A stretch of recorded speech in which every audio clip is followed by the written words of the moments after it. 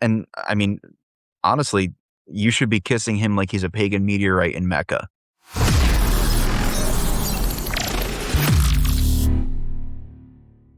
LDS people, hi. Question for you. Is there any reason that Awunori needs to be wrong in this debate? Right? Is there any reason that his argument needs to be false for your theology? Let's say, for the sake of hypotheticals, that Awunori is right, and there are multiple gods in the Bible, and that the gods of the nations are gods according to the Bible. Let's say he's right about that. Does that pose any problem for LDS? All right, and I'm asking that because I know LDS apologists will use these types of arguments. And I mean, honestly, you should be kissing him like he's a pagan meteorite in Mecca for this, right? Because according to his argument, there, you like that one? According to his argument, your theology looks a lot better, right? Your theology of there being multiple gods starts to look a lot better. Now, the problem that we're going to run into for you, and Josh, please feel free to add thoughts to this, is that if this is a correct argument, A, the gods are lesser than Yahweh, right, just from the text. B, the foundation for what you have deemed, right, that Yahweh is the God over the earth, is no longer correct, because Yahweh, while he is the one who divides the inheritance to the angels or the sons of God or whatever term you want to use there, right? In your case, to the gods, that means he no longer is in control of them, or in control of those lands, I should say. Right? That means he is no longer sovereign over them. But now, by Mormon theology, those gods would be sovereign over them. Is that the playbook you want to go with?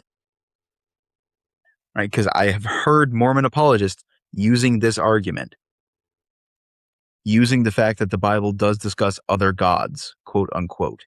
Do you want to use that argument? Because we can start to poke holes in it very quickly.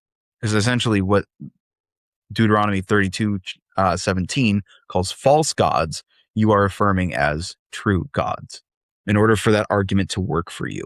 So 2 questions there, I guess. 1, does the argument need to be wrong? If no, then 2, how does your own theology hold up to that? Right? Because if his argument does need to be wrong, then the Bible is monotheistic and contradicts what is taught by Joseph Smith. But if he doesn't need to be wrong, then your theology starts to crumble. Which one do you want?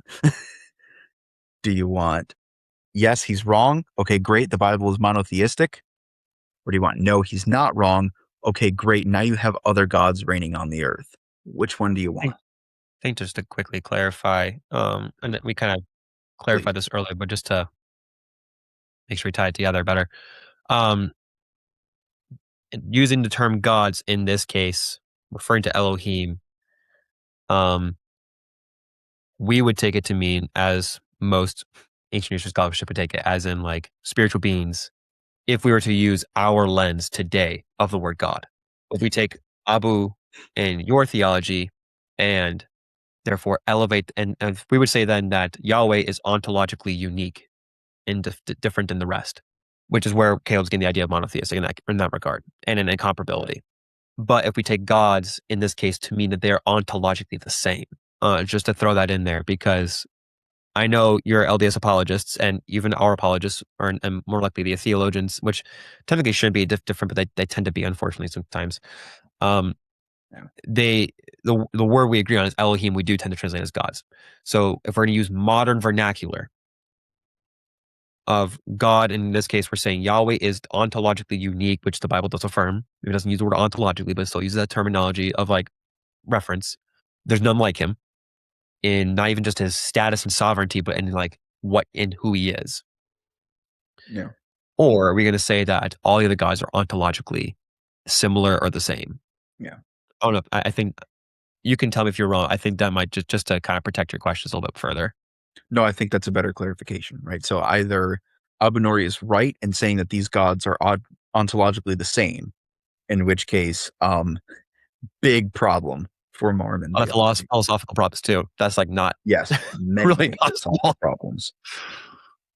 Or Awunori is wrong, and these are not ontologically the same, in which case the Bible is clearly teaching exclusive eternal monotheism. Those are your options. Yeah. Have fun.